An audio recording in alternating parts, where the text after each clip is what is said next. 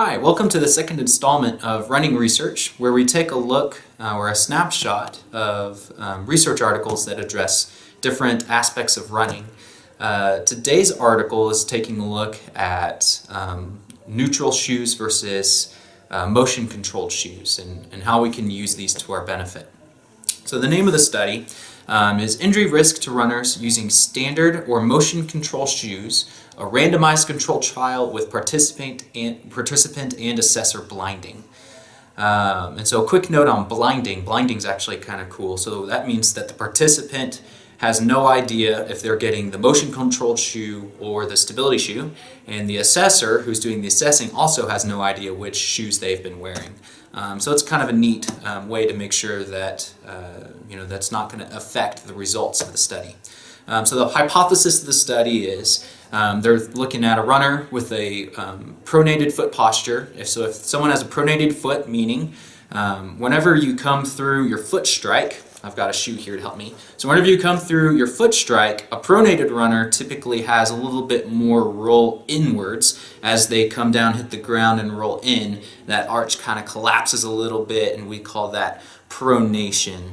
And so it's natural to have a little bit of pronation, but there are some people who have a little bit too much. And so that's typically what a lot of people mean whenever they talk about pronation of the foot, is how much that foot is rolling in or collapsing inward. And so will the runner with a pronated foot, as assessed by the foot posture index. Now the foot posture index is a really quick tool to be able to assess, what kind of foot do you have. Is it supinated, is it pronated, or is it neutral? And will it reduce the injury by wearing a motion-controlled shoe compared to wearing a standard cushion shoe? And so the way they did this, they took 372 runners and they randomly assigned them to groups. You either get a neutral shoe or you get a stability or a motion-controlled shoe. And whatever group you get put into, you have no idea what shoe you get. And the way that they did this is they actually created their own shoes. They based it off of a model which they didn't say in the study, but they made their own shoes, and both shoes looked exactly the same, which was kind of cool. And then once they separated into groups, they then used the foot posture index to determine, are you a pronator, are you a neutral foot runner, or do you supinate? And then they let them train for 6 months, and they try to keep the training fairly consistent just to kind of make sure that training variables aren't considered in the injury risk. And then, another thing. So what they define as motion-controlled shoes. So a neutral shoe, which I have here, I wear neutral shoes. The foam on the inside is the same thickness all the way through, and there's no fancy bells or whistles with anything inside the foam. So that way whenever my foot hits the ground, there's nothing extra happening. My foot goes through its normal motion and comes off the ground. Now, a motion-controlled shoe, the way they describe this is they will take on the inside part of the shoe, typically through the rear foot, kind of midfoot, sometimes into the forefoot. They will make the foam here a little bit stiffer. Or at least that's one way to make a motion control shoe. There's actually a bunch of different ways to make them, but in the study this is how they did it. They took the foam in this part and made part of it 10 to 15% stiffer. And the theory behind that is as you come down and through, if you tend to overpronate and your foot rolls in, having some stiffer foam here on the inside part of your foot will prevent you from being able to roll in quite as much. So it kind of helps guide you and stay up instead of rolling in flat. And so that's what they define as a motion control shoe in this study. And so what do they find? They actually found that runners who were determined to have pronated feet actually had less injury whenever they wore a motion control shoe as compared to a neutral shoe, where they found that people that were pronated and they wore the neutral shoe tend to get injured a little bit more often. They also found another interesting finding was that if you had a neutral foot or a supinated foot, whenever it didn't matter whether you wore the neutral shoe or whether you wore the motion control shoe.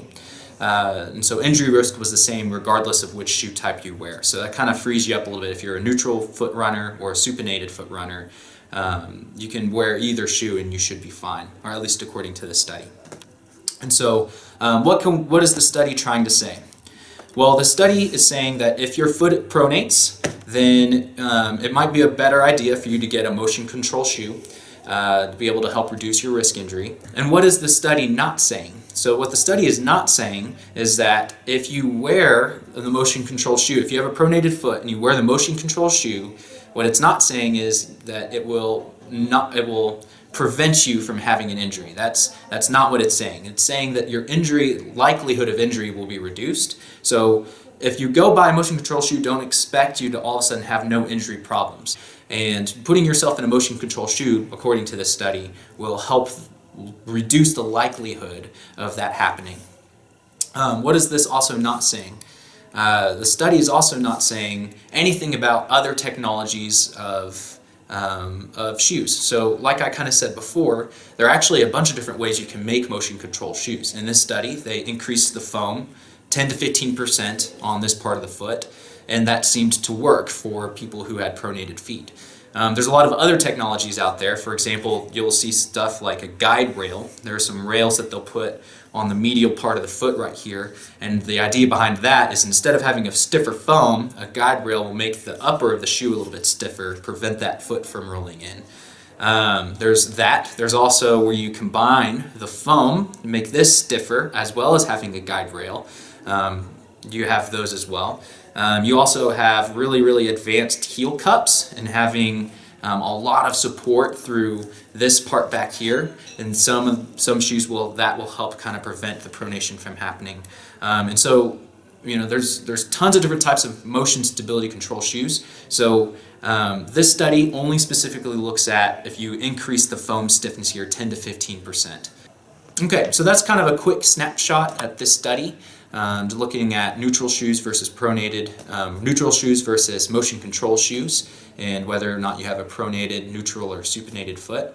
If you guys have any comments or questions, go ahead and post those down below. And then of course, if you guys have any ideas for future videos or future research articles that you kind of want me to look up and touch on a little bit, go ahead and post those in the comments below and I'll try to see what I can find.